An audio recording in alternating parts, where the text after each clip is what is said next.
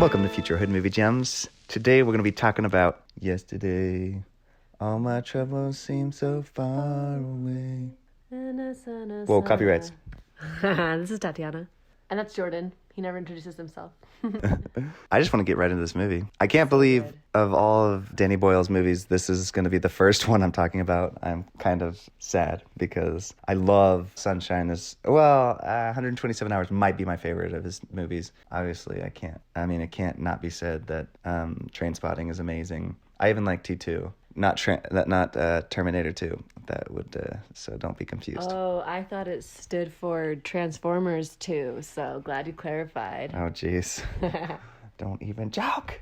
I don't know any of those things, but this was great. I just saw this a couple hours ago. What were you going to say? Oh, and I do love Steve Jobs. I love everything Danny Boyle does. So I'll see anything and everything he does. I mean, going as far back as his earlier work.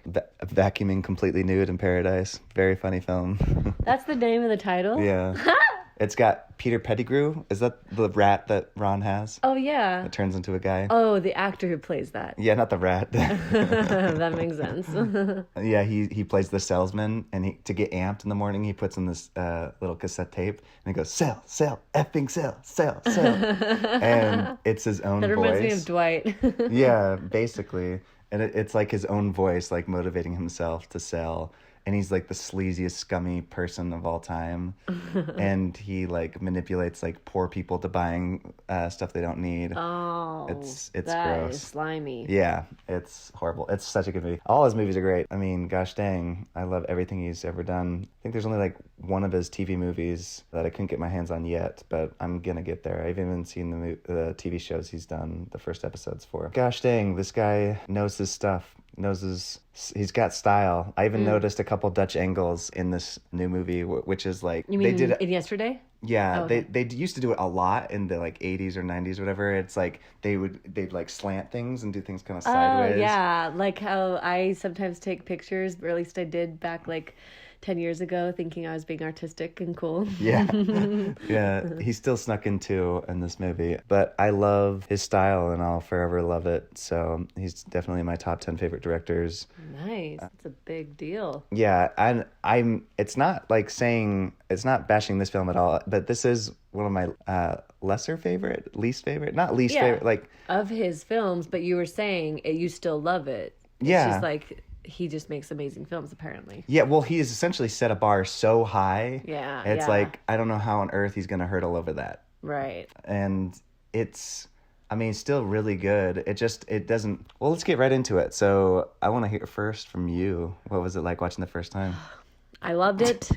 Jordan can tell you, I was so into it. And yes, you were like glued to this guy. And then I'm like, we need to get ready to go, and you're like, no, we are finishing this movie. Yeah, I was insistent on just being a little late to the appointment we had because I just wanted to watch this movie so bad. And then you're like, well, let's get ready and then we'll go. And then I was like sprinting through the house getting ready as soon as possible because I was like, okay, I'm ready, let's watch the movie again, let's finish the movie. I was just, yeah.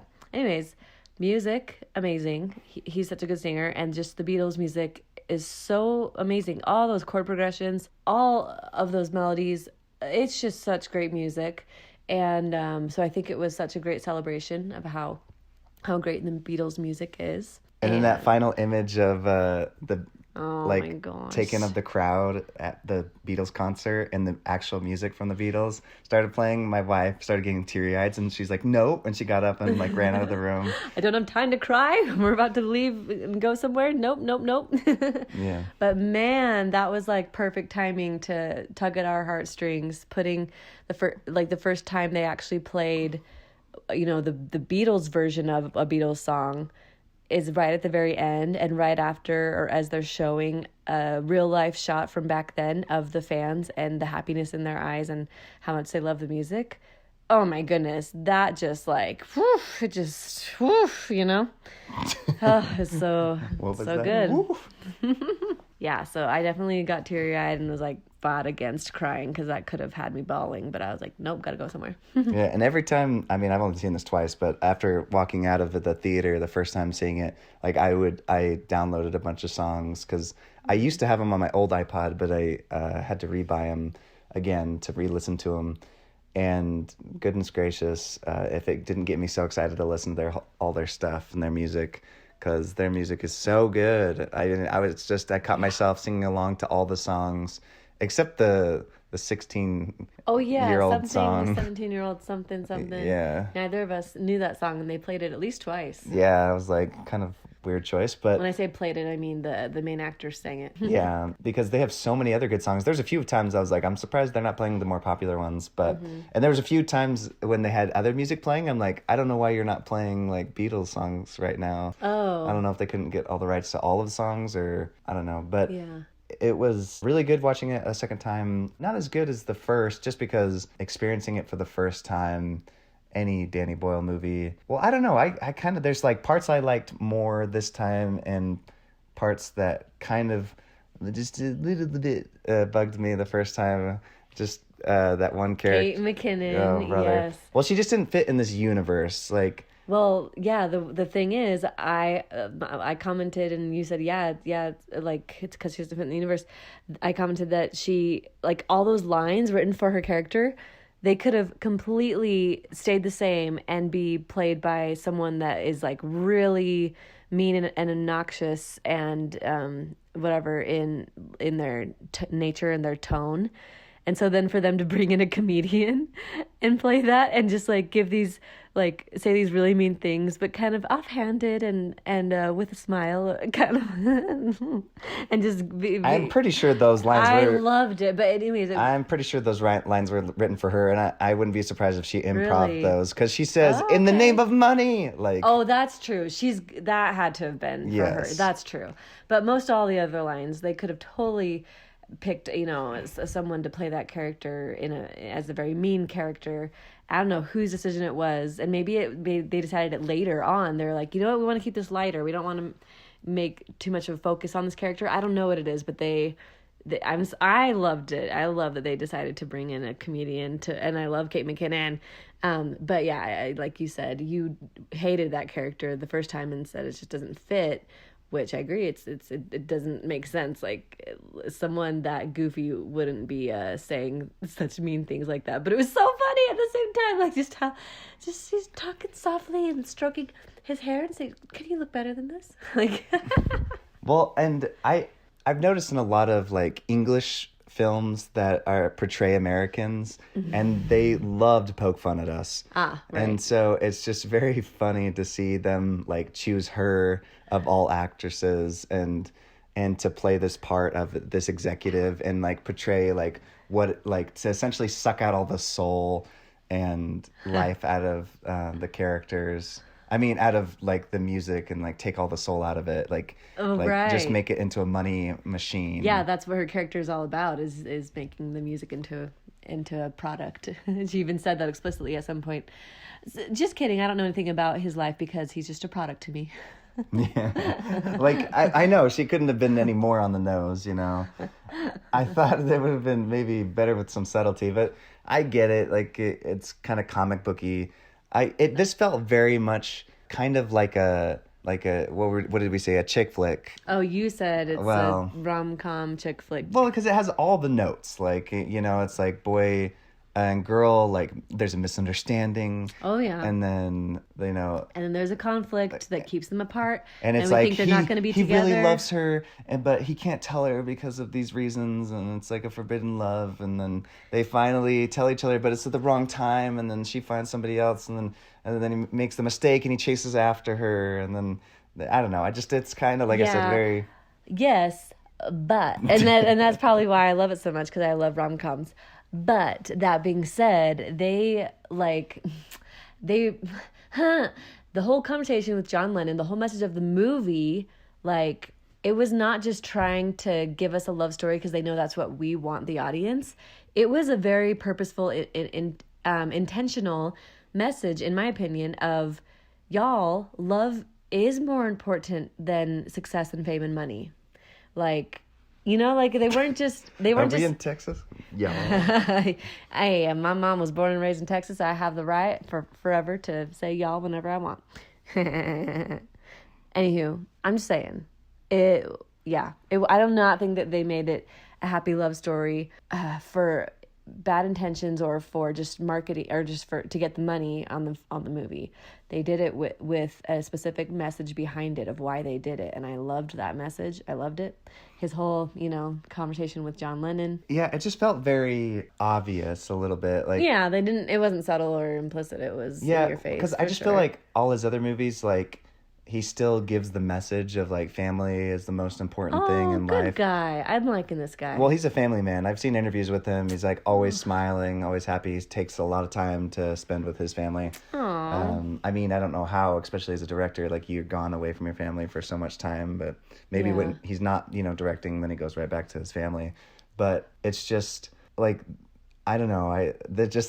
I loved it. Like, I do love, he always gives those messages, and I have no problem with that. But, like, it just, I guess, felt a little cheesy is all. But at the same time, and I think I'm figuring it out for myself a little bit more, the whole thing, the whole message of the world is a better place because we have Beatles music. And the whole premise of this world without Beatles music is that John Lennon did go for his love instead of chasing his music career. And so then the world doesn't have Beatles music until these guys that survived the whatever earthquake, or lightning storm that remembered it, were able to carry it on. But, and then, and like that lady, the lady that also is one of those that remembered the Beatles music, she said that line of the world is a better place when we have Beatles music in it or whatever. I almost wonder if that's the director or the writers or whatever saying we're not judging people that do go after their music careers or their whatever careers and end up putting that before family. Sometimes that produces things that actually like really better the world. So I think that maybe that's what they're saying is like, yes, for individuals, what's healthiest for each individual is most likely family. That being said, it's an interesting thing because sometimes if people were to put family first, they wouldn't create music. I don't know. I don't know enough about the history of the Beatles. We could be like totally off. And I like what you said at one point. It's possible to have both, to still create content that betters the world. Or is it? I don't know. Yeah, it's a big, huge, long discussion that people have had for years. Because, I mean, I wonder, is this director saying, like, well, I don't know. It kind of looked like it's just more of a balance. Like, I hope that's kind of... Is that the message? Yeah, maybe. Well, because he promoted both ideas. Yeah, he still, like, was able to make music and... play that music and end up with the girl. The main character. That's true. Yeah, he was able to produce it. Couldn't have the fame life, which right. I still don't get why he couldn't. Like, it was just funny that he's like, it's these other people who created the music, and it's like, is that just because he wanted to respect the people who actually created it in real life? Because none of the people in this universe, except 2 people, know about it. Mm-hmm. I mean, I guess that's after John Lennon's talk that he was like, I need to be honest in everything I do. Yeah. I liked that. So that, I think he shared that info, to be honest. And I mean, I can see the benefits of that. I feel like that was such a big weight off of his shoulders to be able to come clean about that to everyone. And especially with his relationship with the girl he loves, to be clean and honest about that. And then to also be willing to give it to everyone for free. I think it's just great. It's like, then that's the noble cause, and he's not like, I don't know. But yes, you can do that kind of noble cause and still get paid for it, I'm sure. Well, yes, I know. Honesty is the best policy. Yep, that's true. I love this movie. I thought the main guy was great. He's very funny and quirky. I love a lot of the funny gags going throughout, like him, playing the music for the first time, and then just... the parents keep interrupting, and the neighbor comes over, and they talk so condescendingly about him without trying to be. Yeah, and then he's on the phone. He's like, I know. What do you know? That was good. Yeah, and I love how direct. Like, there's something about English humor that's very like honest and self-deprecating. Yeah, I love it. I love how humorous they are, and like as he lost his teeth, they're like, yes, give him the little gag of the little teeth. They're like, because you lost your teeth. Oh yeah, and then the give them the guitar, which was a really nice and meaningful gift. And then that funny guy was like, because you lost it when you ran into the bus. Yeah, and I love. I mean, it looked like he actually, I mean, he could have just CGI'd out all that power, but I would not be surprised if he was able to get permission to have everything turned off at those locations, because Oh yeah, this probably. is the same director that filmed and was able to completely clear out the streets in London. I don't know how he did that and convinced them, but he did that Wow. for shooting there. And like that's impressive. And what film was that for? 28 Days Later. Oh, okay. Also, oh my gosh, that one should be way up there on the list too of ones. I think that used to be my favorite of his films, but the older I get, I mean, I still love zombie movies and I always will, but I just, oh geez, now I'm wondering if I should put that up higher on my list. I don't know. And another part that I liked that's kind of similar to what you're saying about the British humor, I loved when Lily James, whatever her character's name is, Ellie, when she was giving a toast to him as he was about to go off to Los Angeles for the first time, and this was before his fame like blew up, and she said something like, "Oh, I want to go back and listen to it." It was something like, "If you get famous, cool, great, we're glad for you. But even better if it fails miserably, because then you come back to us," or something like that. Yeah. Yeah, it's, Keeping them humble. yeah, and they had some great, like, and I've noticed Danny Boyle, like, loves, I don't know if it's the visual motif of trains, like how cool it looks, or the sound they make and stuff. Like, I mean, one of his earlier films is Train Spotting, where it's just, like, all about trains. And I wonder if that's just always kind of a reference back to that film. But he always has at least one part where there's, like, either a train or chain shadow That's cool. flying by, and they had that again in this movie. So I don't know if that's just a nod to his earlier stuff. But I mean, it kind of worked out too, and they're like practicing. And I love good montage, which this one had a really fun one. Going back to when the night, like the whole world, changes. Mm-hmm. Oh, a montage that I absolutely love is when he's typing on the computer, trying to search things. Yeah. Every time he types in the Beatles, like a bug pops up. Yes. And then he types in different things, and then like cigarettes, like doesn't even exist. It's a city in France. Yeah. There's a lot of, and then, or Harry Potter, who's that? Like, and Harold Potter. Didn't we discuss, like, I don't know if, I think you said, and maybe it's the possibility that because the Beatles didn't exist, all this other stuff didn't exist? Yeah, we know for sure that the band Oasis that did Wonderwall doesn't exist because they were inspired by the Beatles or whatever, because he said, oh, that's right, they wouldn't exist without the Beatles or whatever. So we know for that one. But as far as Coca-Cola and Harry Potter, you're thinking that maybe there's just a few things that are different about this universe that it changed to with that like power outage. Well, they just didn't make it very clear if the Beatles was a direct correlation to those things existing, or if they just, in this universe, those are just things that do not exist. Right. And I mean, I am tempted to look it up on Wikipedia, like the history of, I don't know, because maybe J.K. Rowling's who wrote Harry Potter like was inspired by the Beatles, and if it weren't for some of their music, she wouldn't have written it. Maybe Coca-Cola has some random story linking it to a Beatles connection. I want to look it up. I might, because that's my guess is that is what it is. You want me to look it up right now? Your phone's right there. All right. Oh, I didn't catch that one. Apparently Saturday Night Live is not called Saturday Night Live in this galaxy. It's called Thursday Night Live. I didn't catch that one. Okay. Well, I got more respect now knowing they put in a lot more little details. From the sounds of it, it's just a universe in which certain things just don't exist. I don't think it's all directly correlated to the Beatles. Oh, apparently the main guy, Danny Boyle or whatever, said, I had this idea at one point that I was going to say the color purple didn't exist, and there was going to be a band called Deep Orange, and the designer was not allowed to use purple at any point in any clothes.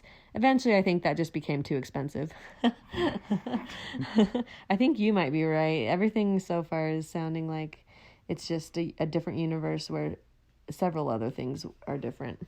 Yeah, just kind of wake up. And I like it. It's a high concept, pretty simple. They don't overthink it, and it's just kind of fun and quirky and lighthearted. Yeah. Which this reminds me of one of his earlier films with Ewan McGregor and what's the girl from Charlie's Angels?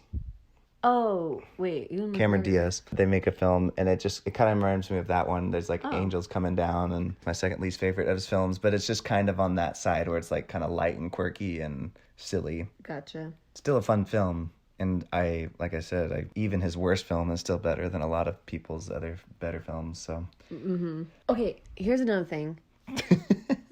One random little theory that I had, like, kind of later in the movie, or like maybe... Oh, about John Lennon, right? Is that what you're talking about? Oh, we need to talk about that, but like maybe it was after we watched the movie that I was thinking about. I was like, I wonder if this whole blip or whatever, this whole like power outage and things changing is because in like someone else is time traveling, some other story, like is time traveling and caused a ruckus. And what was the Spider-Man or whatever we just watched? oh yeah, they time travel. No, do they time travel in Spider-Man? Yeah, not in that one. That was the Infinity War or whatever. Oh yeah, but just like, and there's so many movies and TV shows out there about time travel, and a lot of times they just talk about, the ripple effect of one little change, and you gotta be careful. And anyways, so I wonder if that's what happened. Someone time traveled, and that had a ripple effect. And it opened up the Danny Boyle universe, and all his movies will connect.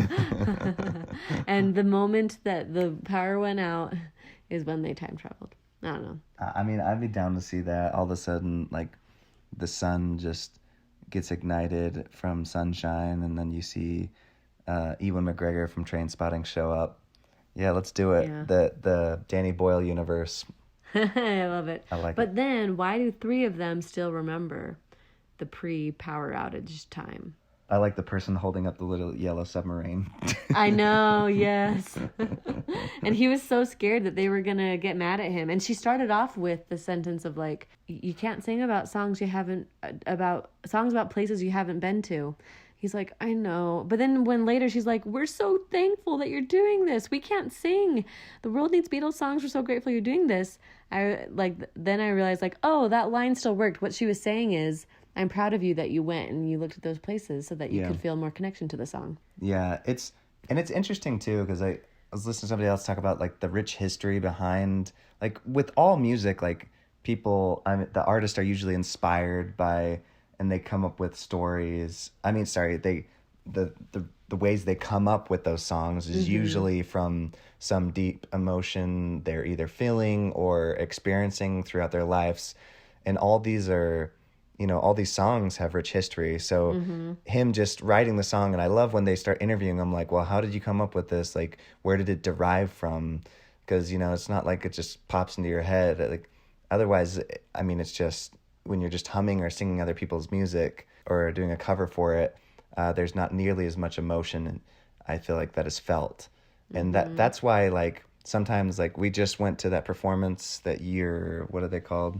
Oh, Noteworthy. Yeah. That I'm an alumni of the a cappella group. Yeah, so they were singing I Can Only Imagine, which that song, if you've heard it from the guy who actually sang the original piece, and then I watched a movie about his life, the movie I Can Only Imagine. If you ever watch that, it shows like he was abused by his father, and he just went through such a hard life. Wow. And his mom left him when he was a kid.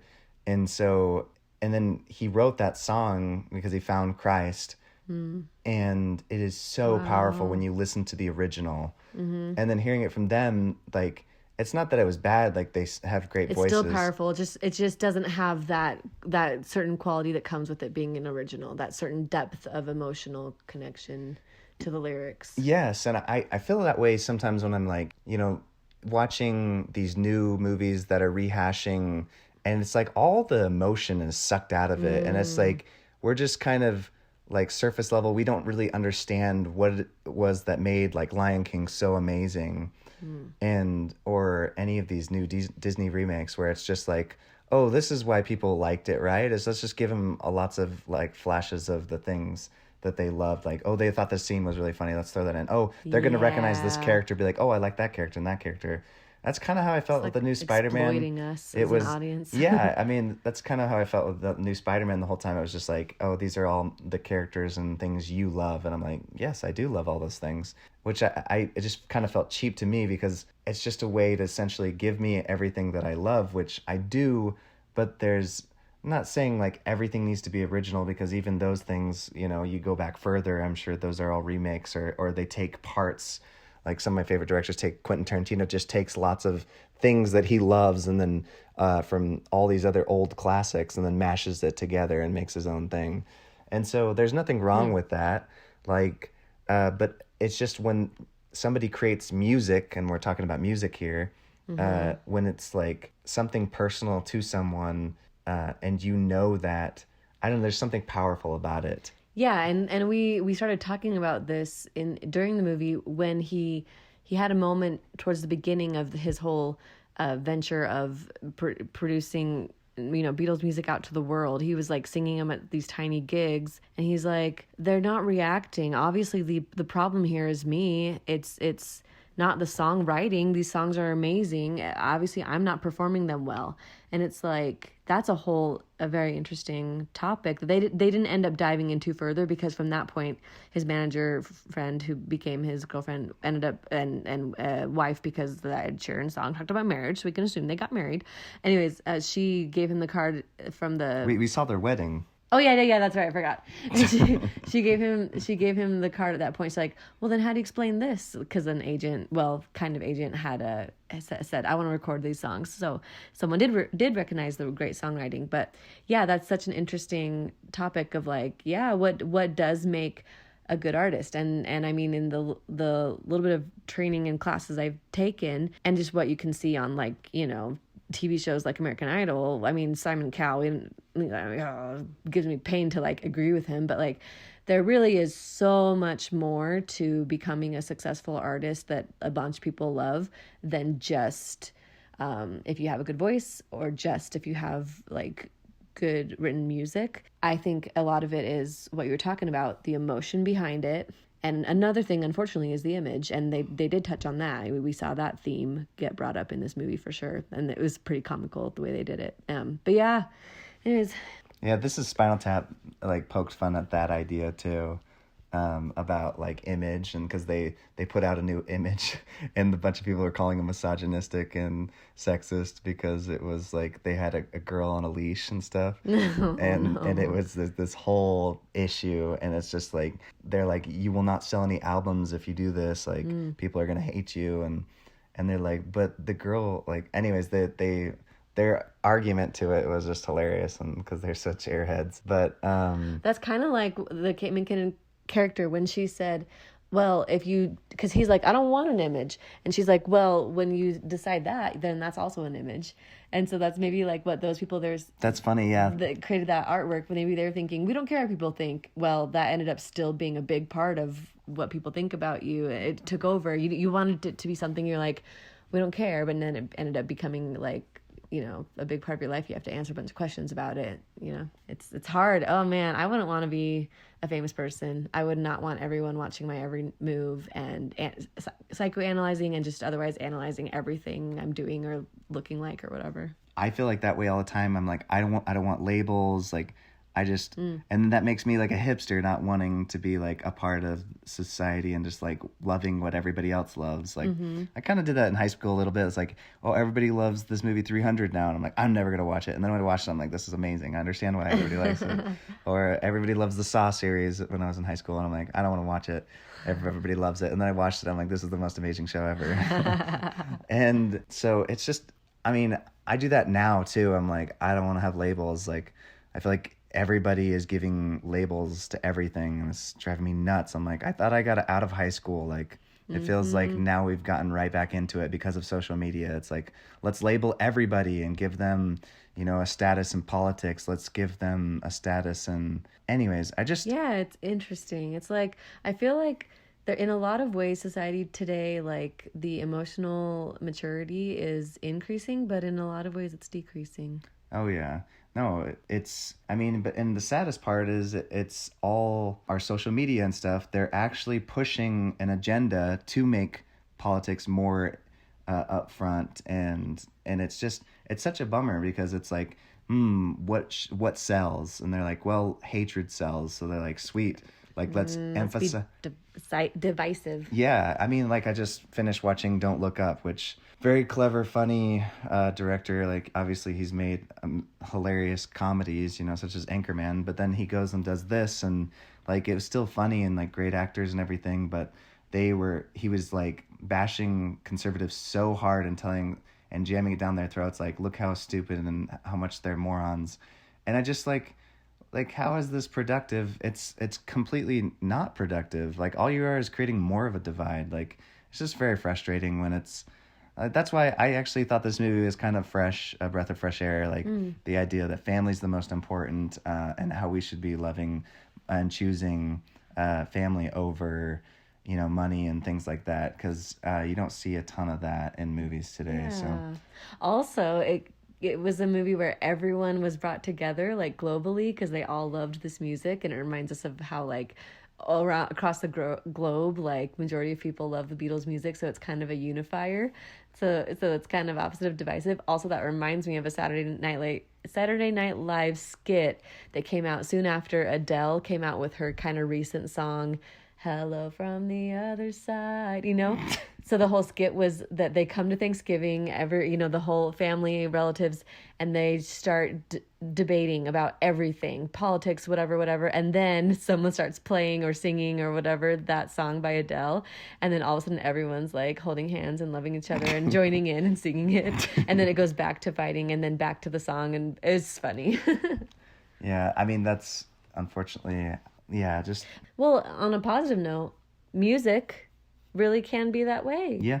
Like, people can use music for good, and they can use it for... like the song, "Where is the Love?" Yes. Yeah. Just other good songs, so, too. do you recommend this movie? Oh, I totally do. Also, I loved how the John Lennon thing, how, like, when you first watched it, you thought it was just... Paul McCartney, but I just thought it was one of the Beatles, but you didn't piece it together that it's the one that died or got shot. Yeah. And we talked about how, so, like, in this universe, Beatles never formed, so he never got shot because he got shot because of his fame, like that. So he wouldn't have got shot if he wasn't in Beatles. And he, talked about how, he gave his advice, blah, blah, blah. And then they're saying goodbye. And he's like, "How old are you, man?" "I'm 78. "Oh, you made it to 78. I'm so happy for you." And the guy's like, "You're weird. You need to work on your social skills." and do you know the story about the guy who shot him? Like, he supposedly read The Catcher in the Rye, and it's about a book about phonies, and he also liked the movie Taxi Driver, which is also about a guy who goes to kill a political leader because he's just so fed up with all this, like, fake society, fake world. And Whoa. so it's just an interesting idea. And I like this idea that he is still alive, because it brings up some interesting topics that you mentioned, like, well, if he had chosen family, then would he still be alive? I mean, we kind of touched on this already at the beginning. Yeah. But it's like, okay, so are they saying then... I mean, it kind of, like, keeps it a bit vague, I think, because I'm sure he doesn't want to make it too divisive, but yeah, it's this idea that, if he had chosen family, and then he would still be alive. So it's like, okay, well, then does he not choose to be a singer? Or are you just saying to have a balance in it because... Or it just simply create... Because, like, Quentin Tarantino did this in 2 of his films. Inglourious is one, and the second one was Django Unchained, where he... Oh, actually, in his 3rd film, too, Once Upon a Time in America... Oh, no, Once Upon a Time in Hollywood. Yeah, he changes, like, their real-life stories, like, the Hitler, like, gets shot up in the end of Inglourious... And then in Django Unchained, it's about a black man that just... a slave that gets free and kills all these white folks. Oh. And then in Once Upon a Time in Hollywood, it's about, a stunt man that kills off some of the people that killed Sharon Tate. She was a famous actress, and she got killed by the psychopaths.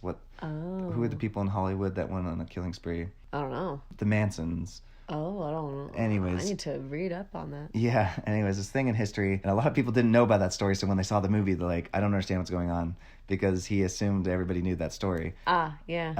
Okay, that makes me feel a little bit better. Yeah, I don't know and then a lot of people didn't know. Cameron watched the movie, and he's like, I don't understand, until he researched it and then found out later. They killed this actress, and they were just a bunch of psychos. And what he did in the movies is he changed history.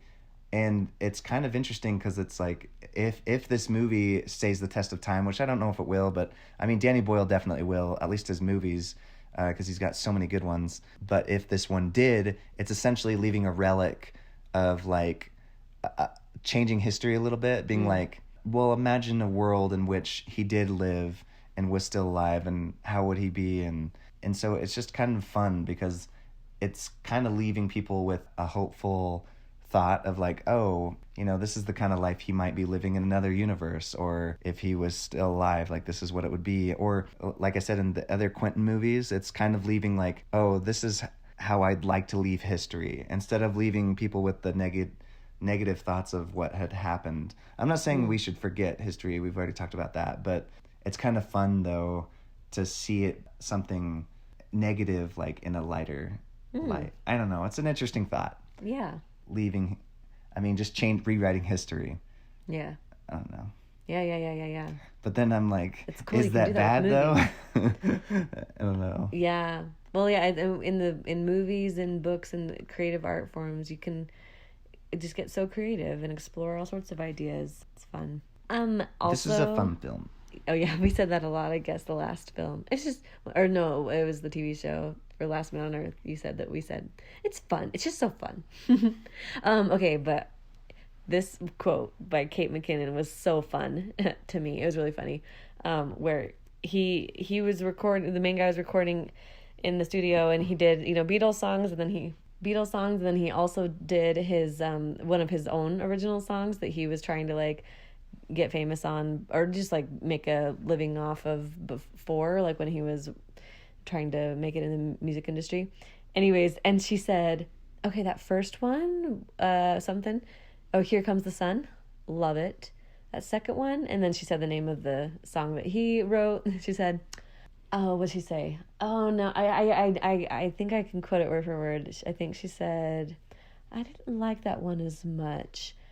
I hated it. Oh no, she said, it had a way of being simple yet not charming. I hated it. No, she's like, I didn't want to go back to find out what it was wrong with it. That's the next part. I hated it, but it wasn't interesting enough for me to go back and re-listen to discover why I hated it. Something like that. I was cracking up. That was just really funny to me. It's like the biggest insult anyone could ever give to someone's songwriting. But the way she says it is like, it just doesn't fit like the gravity of the insult. It was great. Very cute. And then I just wanted to say really quick about Last Man on Earth. We forgot to mention that we just loved both Phils. Were in love with Carol. Oh yeah, out of all Phils. The girls, they chose Carol, which I think is hilarious. Especially sexy Phil, like, being in love with Carol so much. Oh, and then also like Tandy Phil's brother Mike, when he always comes, hazing him, yeah. Oh yeah, but then also and their jealousy. Yeah. Also, yeah, he almost was interested in Carol, and like Tandy said something like, I call dibs on her because she's my wife, or something like that. And she's like, I've never been the person that someone calls dibs on. Yeah, anyways, but yeah, they're hazing to each other, like Mike shaved half of his head and half of his face, like his beard, mustache, and eyebrows. Well, and then we were talking about how they kind of dragged out that joke with the eyebrows. Yeah, because he shaved off both eyebrows for some reason. Yeah, and then he just kept that gag going for a long time, which fake eyebrows being stuck on. Which I think he wanted to see how long he could drag that out. Yes. Because there's just a few moments I'm like, okay, like this joke has been going on too long, and especially when there'd be like a moment of trying to be emotional, and it's like, oh, let's see how like weird I can be, and so he's got those eyebrows. Yeah, because you were saying it was impossible to take him seriously with those eyebrows on, and I think that's exactly what he was going for. Yes, yeah. This is a fun movie. I do recommend it as well, or as Jim would say, in well. I don't want to be there if it's in a well. I like it. All good things. And it's cute, and there's love. Yeah. And if you guys like chick flicks, I recommend it. I mean, anybody could watch it. It's a fun one. I mean, at least watch it once. Like, if anything, you'll enjoy at least the music, because the Beatles, obviously, I guess I don't even know if you have to be a fan of the Beatles music to enjoy it. Like, I mean, I love the Beatles music. Well, I mean, if you already know that you hate the Beatles, if you happen to be one of those people, then don't watch it. You won't like it. Or I also think it's interesting how they're portraying these like young singers as kind of, I don't want to call them, but they kind of are like douchebags. Like he kind of came across like that way. Didn't you feel that way, or not really? Oh yeah. Well, he did. He came across as being really arrogant and full of himself when he was like getting frustrated that people weren't paying respect to these songs, to the songwriting, because No. what? That's not what you're talking about? Yeah, that's not what I'm talking about. I'm talking about that was funny. That was hilarious. You're listening to this A is masterpiece, and they're like, okay, confident much? Yeah. They don't realize that No, he's I'm talking actually paying about respect to the the guy Beatles. that you don't really love his music. Ed Sheeran. So That was funny though. I liked his but I'm talking about his him character. being in this show. Yeah. They kind of portray him, and he's playing himself. So I wonder, Yeah. like, because the same thing happened in Don't Look Up. The girl was playing herself, and they did it, and also in Uncut Gems, The Weeknd was playing himself, and they all kind of play kind of douchey characters. Oh, kind of arrogant, hot-headed, prideful people. Yeah, it's interesting. I think it's an interesting choice, like especially because it's your own name. Like I wonder if they aren't bothered to tarnish their name. Maybe they don't think it will. Actually, any publicity, I guess, is good publicity. But still, like it's just an interesting interesting choice. I feel like they're all portrayed as these kind of like. Yeah, that is interesting. Yeah, because you were talking about this before I saw yesterday, and I mentioned Keanu Reeves playing himself in that Netflix movie, Always Be My Maybe. And I showed you that song with Punch Keanu Reeves. You best believe I punched Keanu Reeves. Yeah. And how, but my take of Keanu's playing like this really overconfident, self-absorbed, or self-centered or whatever guy. Just made you love him even more. I mean, I would if I saw that. I thought he was being funny. Like, I thought he was, okay. like, playing into it. Like, if maybe... I have no idea if he has a reputation for being that way. Oh, we know he's the sweetest guy, yeah. Oh, okay, so he's a sweet guy. So maybe that... Yeah, so for me, it was clearly, like, this is funny. They all are in on this joke, like making him look like such a... Okay, because they actually say he's very... They call him Sad Keanu. Oh, really? But seeing this movie we just watched tonight, and Ed Sheeran, and what you were saying about that kind of quality of him, I don't know. I don't think he's really an actor. He's definitely, a singer. He's not ever been famous for acting. So I don't know. Maybe he really just is that way. I have no idea. I'm not trying to bash on him just because I don't like his voice. Like I just don't know. But I also think that's the English people too. Like that kind of their type of humor. They're just very, like we said, honest, upfront, like kind of brutal. So maybe it was all on purpose. Especially that business. Like the music industry is brutal. I mean, if you want to watch a movie about the hardship, because they kind of glazed over that in the beginning, like how hard it is to be a musician, because he was just at the end of giving up. Right. And so we only saw the end of that. But if you want to watch a movie that's the whole film, Inside Llewyn Davis. Oh, yeah. Like how hard it is to get into the music industry. Yeah, it's crazy. It's just, I mean, goodness gracious. Well, and also Night in Soho kind of shows another example. I mean, that's not how it is for everyone and in every era, but that showed how hard it was for her in her time period as a woman specifically to try to become a musician. Yeah, all great movies. And I say these things and... Oh, I'm sorry. Amen. Bye. Bye.